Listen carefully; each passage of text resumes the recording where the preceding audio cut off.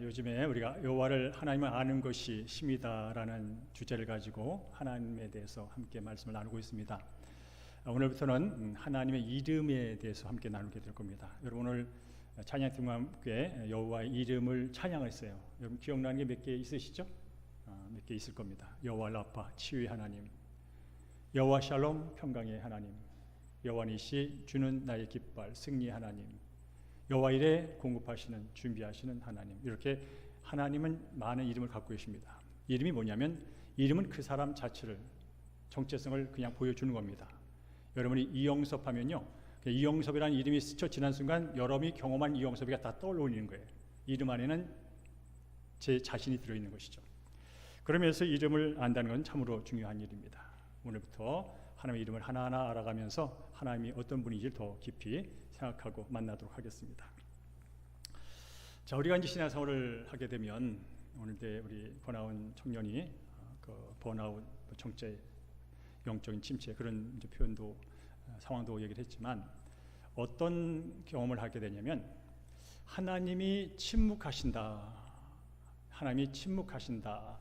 왜 말씀 안 하시지? 그런 때를 보내게 됩니다. 나는 그야말로 하나님을 만나기 위해서 기도를 열심히 하는데 여전히 밖을 보면 하늘이 뿌연 거예요. 오늘은 화창하잖아요. 뭔가 기도를 통해서 뿌연 내 인생이 파란 하늘처럼 화창하기를 원하는데 여전히 기도를 해도 쳐다보면 뿌연 거예요. 그리고 나름대로 말씀대로 살려고 말씀에 순종하면서 성실하게 정직하게 최선을 다함에도 불구하고 내 문제와 내 상황은 늘 그 자리인 거예요. 그럴 때마다 왜 하나님이 가만히 계시지? 그런 생각과 느낌을 받을 때가 있는 것이죠. 바로 오늘 본문이 그런 본문입니다. 아브라함에게 딱 그런 상황이 오늘 전개가 됐습니다. 아브라함의 나이가 몇 살이냐면 99세랍니다. 99세. 요즘 99세 하면 여러분은 그런 생각을 할 거예요. 100살보다 한 살 지금 많이 사셨네. 장수의 복을 받았네. 건강의 비결이 뭐세요? 이게 바로 요즘 유튜브에서 나오는 99세에 대한 반응들입니다. 그래서 성경은 그 얘기를 하려고 99세라고 쓰는 게 아닙니다. 여기서 말하는 99세는 그런 거죠. 하나님께서 아브라함을 부를 때 너를 통해서 큰 민족을 이룰 거야. 그런 약속을 하셨어요. 그리고 그 약속을 받고 이제 하란을 떠나서 가나안 땅에 도착했단 말이죠. 그렇게 몇 년이 흘렸냐면 24년이 흘렸습니다. 24년이 흘렀습니다. 24년이 흐른 동안 그의 아내 사라를 통해서 어떤 아이가 태어나지 않았습니다. 그런데 기가 막힌 것은 이 사례가 이제 생리가 멈췄다는 거예요. 생물학적으로 아이를 낳을 수 있는 상황이 끝났다는 거예요. 그리고 99세 된 아브라함 역시 이제 죽은 자와 다름없는 그런 노인이 됐다는 거예요. 그런데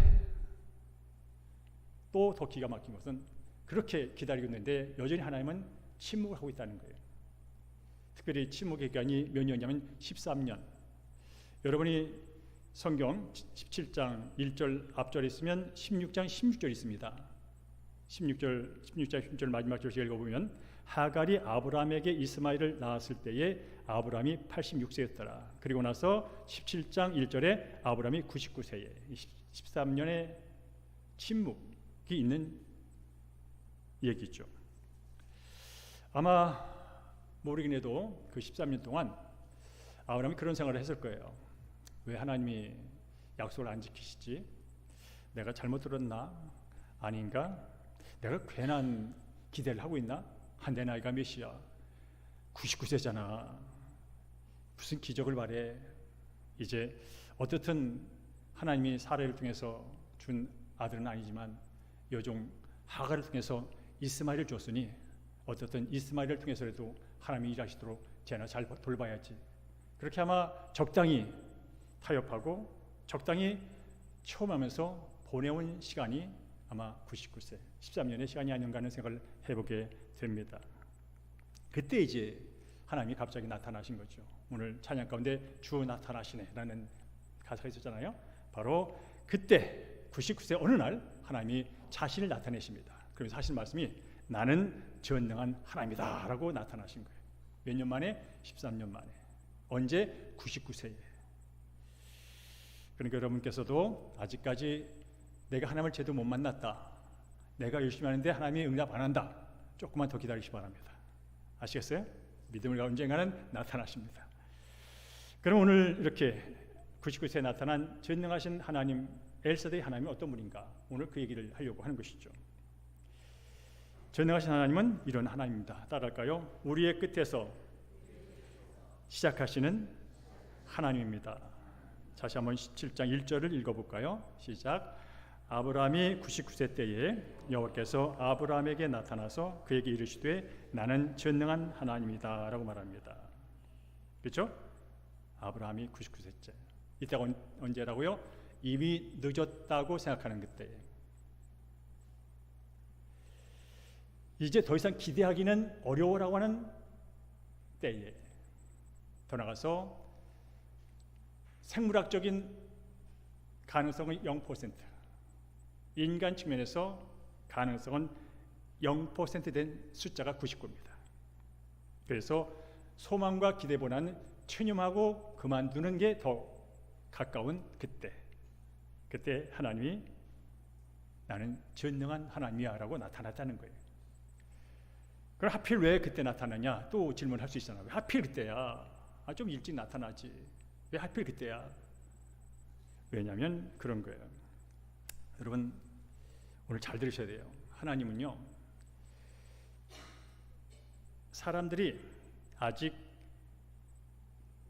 나는 할 수 있어, 내게도 가능성이 있어, 이 정도면 돼 라고 할 때는 하나님이 가만히 계십니다. 자신의 한계를 인정할 수 없는 자리에 고꾸라졌을 때, 그때 하나님이 아주 선명하게 나타나십니다. 이게 성경에서 보여주는 하나님의 계시의 모습들입니다.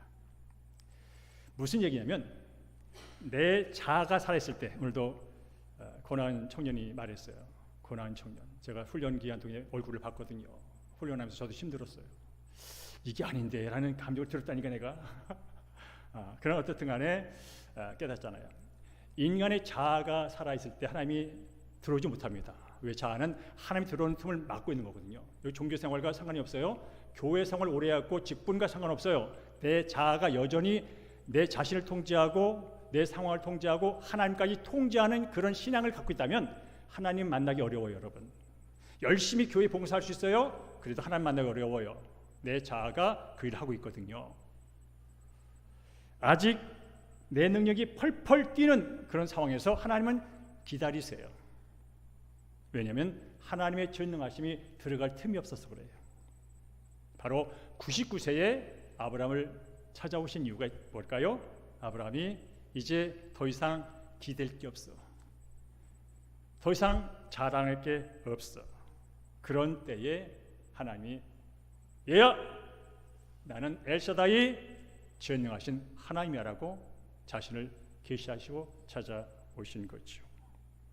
그래서 우리 흔히 그렇게 됐잖아요. 따라할까요? 인간의 끝은 하나님의 시작이다. 인간의 the end는 하나님의 the beginning이라는 거예요. 많이 들어봤죠, 여러분? 근데 그게 진짜예요. 그냥 간증하는 사람들 간증이 아니라 그게 진짜예요. 하나님은 아브라함이 자기 힘으로 뭔가를 해보려 하던 모든 시도가 멈췄을 때, 그때 전능자로 찾아오셨다는 거예요. 그럼 이런 또 소망이 있어요. 나는 끝났다고 여기는데 하나님 쪽에서 볼 때는 안 끝난 거구나. 이게 기대가 되는 이 신앙이에요. 이래서 믿을 만한 거예요. 나는 더 이상 안 돼. 나 같은 존재 왜 이럴까? 난 해도 안 돼. 그럴 때 우리에게 소망이 있다는 거예요. 왜냐하면 하나님이 그때부터 내게 자신을 계시하시고 이제 내게 와라고 하는 초대장이 바로 그때 도착하기 때문에 그렇습니다. 사랑하는 성도 여러분, 지금 혹시나 경제적인 문제 때문에, 질병의 문제 때문에, 아주 말 지겹게 안 되는 자녀 때문에, 어쩌면 어떤 관계 때문에 힘드시다면 차라리 끝나는 게 좋겠어 라는 어떤 마음이 든 어떤 순간이 있을지라도 그냥 끝나지 않습니다. 왜냐하면 하나님이 그때부터 여름을 붙드시고 일할 것이기 때문에 그런 줄로 믿습니다. 여러분, 두 번째로 엘사대 하나님은 어떤 하나님이면 따라할까요? 우리의 결핍을 풍요로 덮는 하나님입니다. 엘샤다이, 이제 히브리어잖아요. 엘은 대개 이제 엘로힘, 오늘도 창조주 하나님 엘로힘을 했지만, 엘이라는 것은 강한 능력이라는 뜻을 갖고 있어요. 그러면서 이제 엘을 신을 사용할 때 엘을 씁니다. 신, 그렇죠? 신. 그리고 우리 성경에서는 엘을 대문자 god를 씁니다. 대문자, 엘을 대문자. 잡신들은 소문자를 씁니다. 소문자. 성경에서 하나님만 대문자 갓을 씁니다. 그 나머지는 소문자 갓을 씁니다. 바로 여기서 엘은 이제 능력 있는 하나님을 뜻합니다. 강한 능력이란 하나님의 뜻을 갖고 있어요. 동시에 이제 샤다이라는 말이 붙어 있다는 거죠. 근데 이 샤다이도 올마이티, 강한, 전능하다는 거죠. 그러니까 파워 올마이티. 어떤 게 강해요? 올마이티가 강하죠. 그렇죠? 그러니까 이 엘은 그레이 파워 중에 파워. 이 갓이 여호와 하나님이에요. 많은 신들이 내가 파워 있는 신이라고 말합니다. 잡신들이. 그러나 하나님 말합니다. 이 잡신 가만히 있어. 신은 나밖에 없어. 라고 할 때 이제 대문자 갓을 쓰는 거예요. 그럼 이 샤다이도 올마이티라는 뜻인데, 이 샤다이란 단어가 어디서 왔을까? 많은 신학자들이 연구를 합니다. 지금까지 확실하게 정리된 건 없지만 이 두 가지로 학자들이 이 샤다이의 어원을 찾아갑니다. 그러면서 두 어원을 찾아냈어요. 하나는 마운틴, 산이라는 히브리어의 어원에서 출발했다라고 봅니다. 여러분, 산을 하면 어떤 게 먼저 떠오르시나요? 큰 산을 상상해 보세요. 산은 뭡니까? 흔들리지 않는다는 거죠. 거대하다는 거죠. 그렇죠? 산에 있는 바위, 능력을 상징하잖아요. 그래서 이 샤다이가 산이라고 하는 히브리어 어원에서 출발했다고 보는 사람도 있고요. 또 하나는 이 샤다이가 쉐드라고 하는 여성의 가슴, 여성의 품이라는 단어에서 출발했다, 이렇게 보기도 합니다. 그럼 여기서 우리가 이 어원을 통해서 하나 이제 통합을 해볼 필요가 있는 것이죠. 산이라고 하는 막강한 흔들리지 않는 능력의 상징과 어머니의 품, 여성의 가슴이라는 그 단어를 함께 혼합해 보면 이런 얘기가 되는 거예요. 하나님은 온 우주를 창조하시고 호령하시고 주관하시고 다스리는 강력한 산보다 더 강력한 통치자인 동시에 갓난아기에게 젖을 물리는 어머니처럼 포근하고 우리의 필요를 세밀하게 공급하시는 하나님, 이게 전능하신 엘샤다이의 하나님이라는 거예요. 여러분, 전능한데 이게 성격이 안 좋아, 능력이 많은데 이게 성격이 안 좋은 신이야, 이 큰일 나잖아요. 그죠? 그런데 우리 하나님은 뭐라고요? 그렇게 능력이 있지만 능력을 함부로 사용하는 분이 아니라 그야말로 어머니의 품처럼 자신의 백성들을 품어주시고 젖을 물려 필요 때마다 필요를 공급하시는 그런 하나님이 바로 엘샤다이, 전능하신 하나님이다. 이렇게 우리가 정리해 볼 수 있다는 것이죠.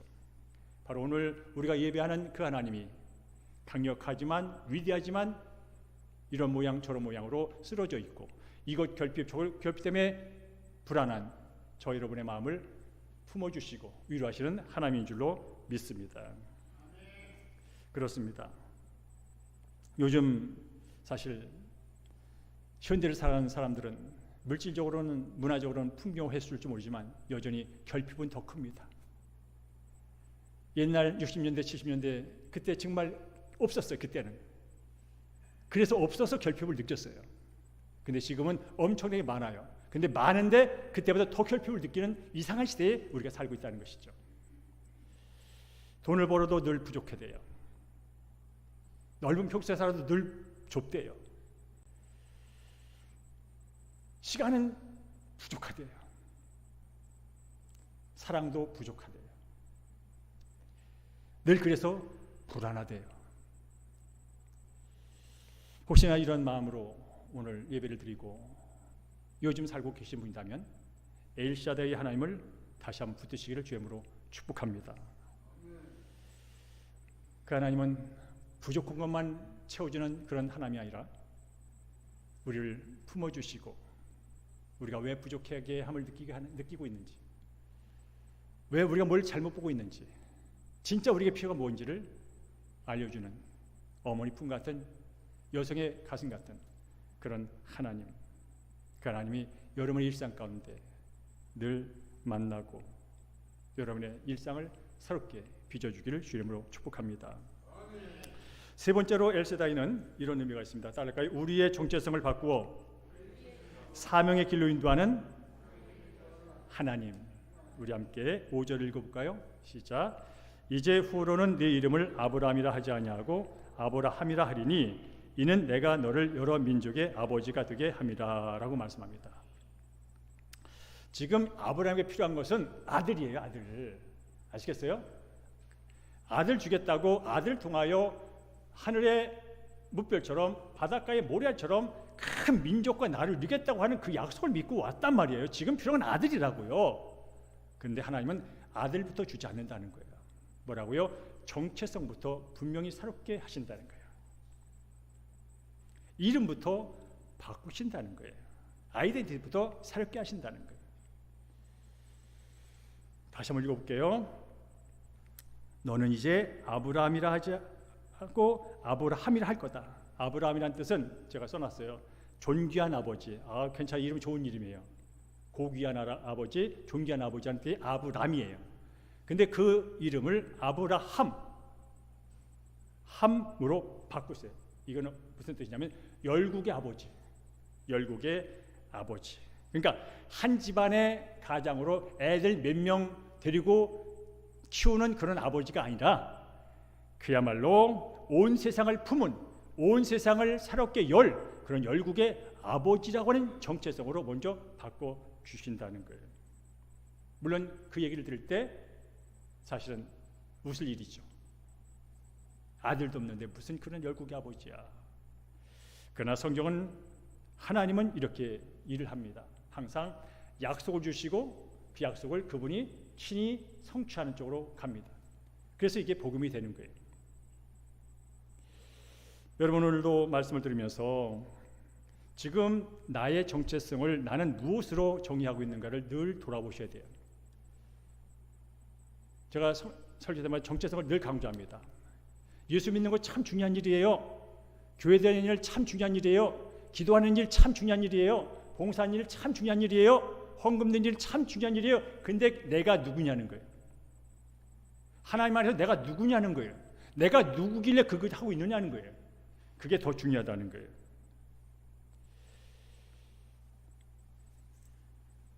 세상은요, 가진 거, 많은 거, 높은 거, 뭐 그런 거로 사람을 정의합니다. 실제로 그렇습니다. 쟤 저기 나왔대, 저 사람 저기 산대, 저 사람 저렇대. 그게 그 사람입니다. 그러나 하나님은 그것으로 사람을 절대로 정의하지 않습니다. 어떤 사람이 실패했다고, 상처를 받았다고, 좀 부족하다고, 죄가 좀 있다고, 좀 약하다고 저 찌질이야, 그렇게 말하지 않습니다. 루저야 말하지 않습니다. 하나님은 우리를 볼 때 독생자들 예수 그리스도 안에서 우리를 새롭게 봅니다. 우리가 예수 밖에 있을 때는 아무리 잘나도 죄인입니다. 예수 밖에 있을 때 아무리 돈이 맞아도 늘 없다고 찔찔대는 인생입니다. 예수 밖에 있을 때 아무리 인정을 받아도 외롭다고 말하는 존재입니다. 그게 자기 정체성이라는 거예요. 그래서 많은 사람들이 많이 인기를 얻고 많이 돈을 가졌는데 어느 날 뚝 떨어져. 자기 정체성이 누군지 모르니까. 그러나 하나님 믿고 구원받아 예수 안에 들어오는 사람들은 이렇습니다. 과거엔 많이 가져도, 공부를 많이 하고, 너 윤리 도덕적이야, 착한 사람이야, 모범생이야, 별 칭찬을 다 들어도 죄인이었습니다. 그 내면에 들어가 보면 그 자기 흉수던, 해결할 수 없는 그 죄성의 존재였습니다. 겉으로는 멀쩡해도 속에 검은 것이 자신을 통제하는 그 통제 속에서 괴로워하는 존재였습니다. 그러나 예수 안에서는 의롭다라고 하는 새로운 정체성을 갖습니다. 세상은 그렇게 봐도 예수의 피로 너는 깨끗게 새롭게 빚어진 영원히 하나님의 백성으로 살아갈 수 있는 그런 존재라는 정체성으로 표현해버립니다.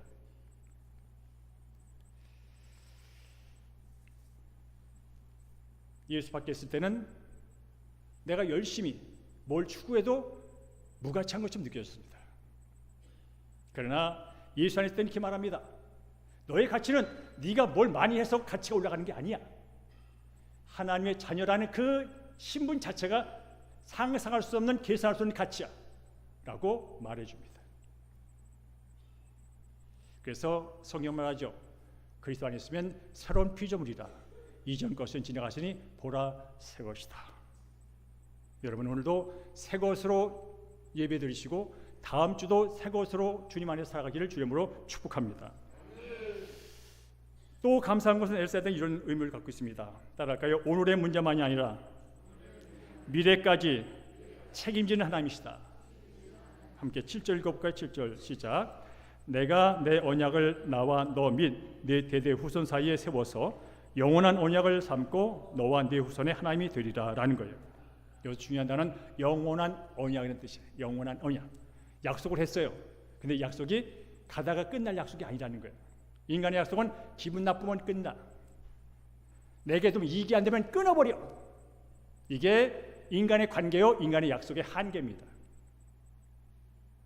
그러나 하나님 말합니다. 너와 나, 너뿐 아니라 너 후손, 대대손손 영원히 나는 너의 하나님이 될 거야. 이 얘기 뭐냐면 내가 한번 빡세게 한번 세게 망태 도와주고 빠지는 게 아니라 끝까지 너를 책임질 거야. 그런 뜻이에요. 누가? 전능하신 하나님, 누가? 창조주 하나님.